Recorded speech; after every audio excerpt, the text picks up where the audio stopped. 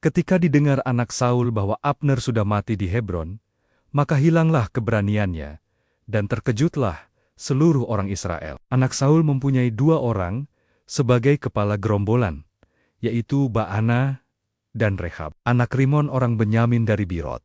Sebab Birot pun terhitung daerah Benyamin. Orang Birot telah melarikan diri ke Gitaim dan menjadi pendatang di sana sampai sekarang. Yonatan, anak Saul, mempunyai seorang anak laki-laki yang cacat kakinya. Ia berumur 5 tahun ketika kabar tentang Saul dan Yonatan datang dari Israel. Inang pengasuhnya mengangkat dia dan melarikan diri. Tetapi karena terburu-buru anak itu jatuh dan menjadi timpang, namanya Mafiboset. Rehab dan Baana pergi pada waktu hari panas terik ke rumah Isiboset ketika ia sedang berbaring siang hari. Penjaga pintu sedang mengantuk dan tertidur ketika membersihkan gandum, sehingga mereka dapat menyusup ke dalam. Mereka masuk ke kamar tidur ketika Isiboset sedang berbaring, membunuhnya dan memenggal kepalanya, lalu berjalan semila maliman melalui jalan Araba Yordan. Mereka membawa kepala Isiboset kepada Daud di Hebron dan berkata, "Inilah kepala Isiboset anak Saul, musuhmu, yang ingin mencabut nyawamu. Tuhan telah membalaskan tuanku raja." Tetapi Daud menjawab Rehab dan Baana bahwa dahulu orang yang menganggap dirinya pembawa kabar baik tentang kematian Saul, justru ia bunuh di Ziklek sebagai upah kabarnya. Terlebih lagi orang fasik yang membunuh orang benar di rumahnya. Di atas tempat tidurnya akan ia tuntut darahnya dan lenyapkan dari muka bumi.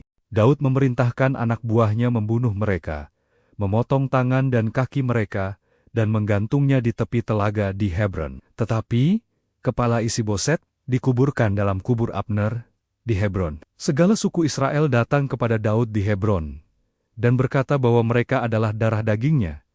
Dan ketika Saul memerintah, Daudlah yang memimpin mereka, sebab Tuhan telah berfirman bahwa Daud akan menggembalakan umat Israel dan menjadi raja atas Israel. Semua tua-tua Israel datang, dan Daud mengadakan perjanjian dengan mereka di hadapan Tuhan. Lalu mereka mengurapi Daud menjadi raja atas Israel. Daud berumur 30 tahun ketika menjadi raja dan memerintah 40 tahun. 7 tahun 6 bulan di Hebron atas Yehuda, dan 33 tahun di Yerusalem atas seluruh Israel dan Yehuda. Daud pergi menyerang orang Yebus di Yerusalem. Mereka mengejek bahwa bahkan orang buta dan timpang dapat menahan Daud. Tetapi Daud merebut kubu Sion, yaitu kota Daud. Ia berkata bahwa siapa yang hendak mengalahkan orang Yebus harus melalui saluran air. Sebab itulah muncul pepatah bahwa orang buta dan timpang tidak boleh masuk bait. Daud menetap di kubu itu, menamainya kota Daud, dan memperkuatnya dari Milo ke bagian dalam, dan kuasanya makin besar, karena Tuhan menyertainya. Hiram Raja Tirus mengirim tukang-tukang dan kayu aras untuk mendirikan istana bagi Daud, sehingga Daud tahu bahwa Tuhan telah menegakkan dia sebagai raja. Daud mengambil lebih banyak istri dan gundik di Yerusalem, dan melahirkan anak-anak Syamua, Sobab, Natan, Salomo, Ibar, Eliswa, Nefek, Yafia, Elisama, Eliada, dan Elifelet. Ketika orang Filistin mendengar Daud telah diurapi, mereka maju menangkapnya.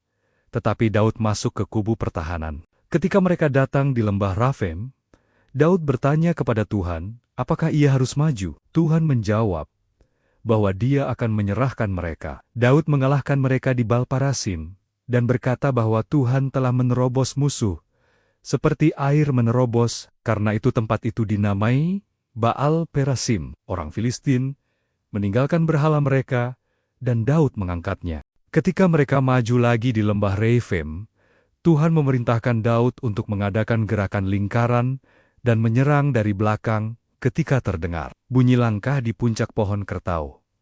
Sebab itu, tanda Tuhan telah keluar berperang. Daud melakukan sesuai perintah dan mengalahkan mereka dari Geba sampai Gezer. Daud mengumpulkan 30.000 orang pilihan Israel dan bersama seluruh rakyat pergi dari Beili Yehuda untuk mengangkut tabut Allah yang disebut dengan nama Tuhan semesta alam, yang bertakhta di atas kerubim. Mereka menaikkannya ke dalam kereta baru dari rumah Abinadab di atas bukit.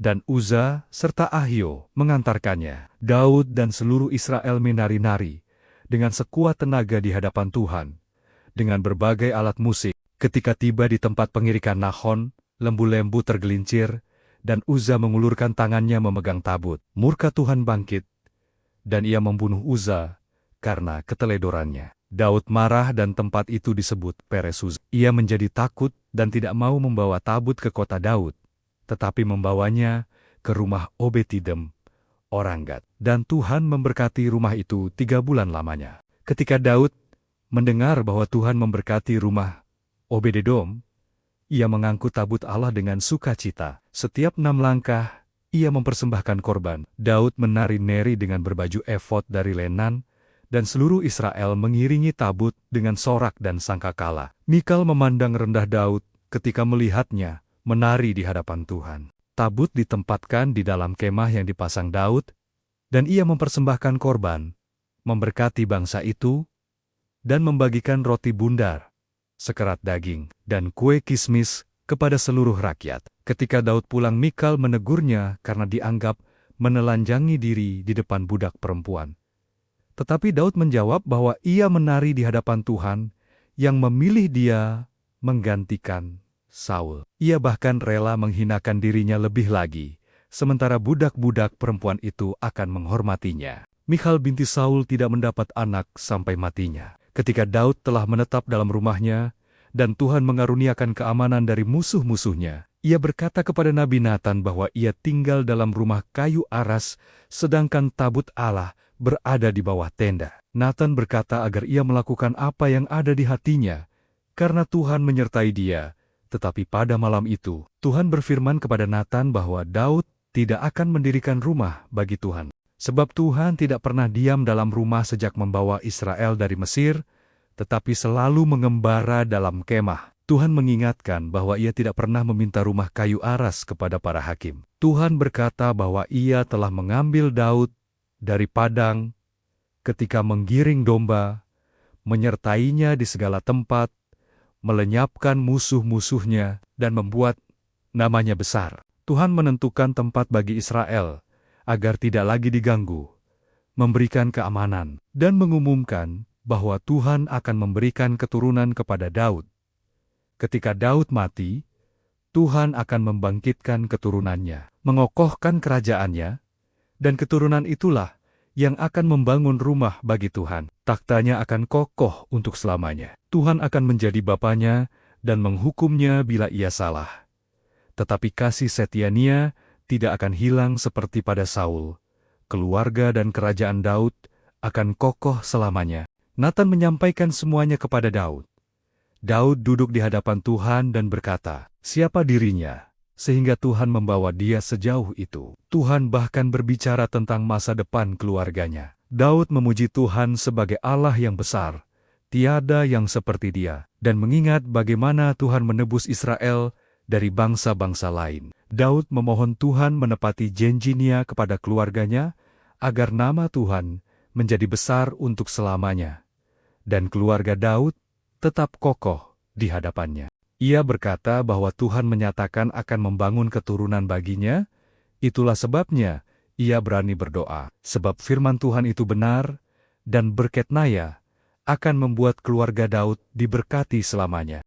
Sesudah itu Daud memukul kalah orang Filistin dan menundukkan mereka, lalu mengambil kendali pemerintahan atas ibu kota dari tangan orang Filistin. Ia juga memukul kalah orang Moab, dan menyuruh mereka berbaring di tanah untuk diukur dengan tali. 2 tali panjang untuk mematikan, dan 1 tali penuh untuk membiarkan hidup. Sehingga orang Moab takluk kepada Daud, dan harus mempersembahkan upeti. Selanjutnya Daud memukul kalah Hadadezer bin Rehob, Raja Zoba, ketika ia pergi memulihkan kekuasaannya pada sungai Efrat. Daud menawan 1.700 orang, pasukan berkuda dan 20.000 orang pasukan berjalan kaki. Lalu menyuruh memotong urat keting kuda-kuda kereta, tetapi meninggalkan 100 ekor kuda. Ketika orang Aram dari Damsyik datang menolong Hadadezer, Daud menewaskan 22.000 orang dari antara mereka. Kemudian ia menempatkan pasukan pendudukan di daerah orang Aram dari Damsyik, sehingga mereka takluk dan harus mempersembahkan upeti, sebab Tuhan memberi kemenangan kepada Daud kemanapun ia pergi. Daud mengangkut perisai-perisai emas milik anak buah Hadadezer dan membawanya ke Yerusalem, serta mengambil sangat banyak tembaga dari Betah dan Berotai, kota-kota Hadadezer. Ketika itu, Raja Hamat mendengar bahwa Daud telah memukul kalah seluruh tentara Hadadezer. Ia mengutus Yoram, anaknya, kepada Daud untuk menyampaikan salam dan mengucapkan selamat. Karena Hadadezer sering memerangi itu, Yoram membawa barang-barang perak, emas, dan tembaga, dan semuanya itu didedikasikan Daud bagi Tuhan, bersama perak dan emas dari bangsa-bangsa yang ditaklukkannya, yaitu dari orang Aram, Moab, Bani Amon, Filistin, Amilek, dan dari jarahan Hadadezer bin Rehob. Demikianlah Daud mendapat nama. Dan ketika ia pulang, ia menewaskan 18.000 orang Edom di lembah Asin. Ia menempatkan pasukan pendudukan di seluruh Edom dan menjadikan mereka hamba. Dan Tuhan memberi kemenangan kepada Daud kemanapun ia pergi. Daud memerintah atas seluruh Israel dan menegakkan keadilan serta kebenaran bagi bangsanya. Yoab bin Zeruya menjadi panglima, Yosafat bin Ahilud menjadi bendahara negara, Zedok bin Ahitub dan Ahimelech bin Abiatar menjadi imam, seraya menjadi panitera negara. Binaya bin Yoyada menjadi panglima orang Kreti dan Pleti, dan anak-anak Daud menjadi imam.